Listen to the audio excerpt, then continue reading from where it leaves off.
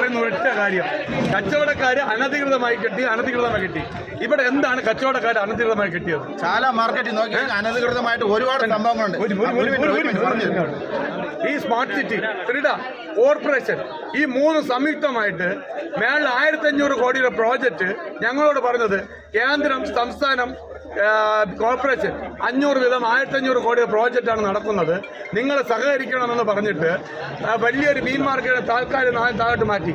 എന്നാൽ കെട്ടിത്തന്നില്ല.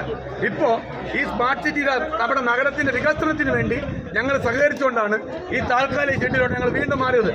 ഇതിന്റെ 3 ഇരട്ടി ഉണ്ടാകുന്ന മാർക്കറ്റിനാണ് ഞങ്ങൾക്ക് പല കച്ചവടക്കാർ റോട്ടിൽ പോയിരിക്കുന്നത്. പിച്ചക്കാരെ പോലെ റോട്ടിൽ പോയൊരു കച്ചവടം മനസ്സിലായിക്കോളാം.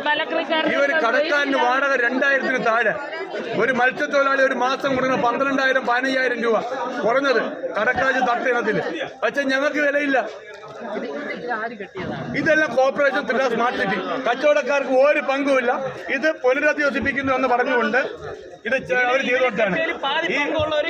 ഇതിന്റെ ഇവിടെ നിന്ന് അവരെ ഔട്ടാവുമെന്ന് ആരും വിചാരിച്ചിട്ടില്ല.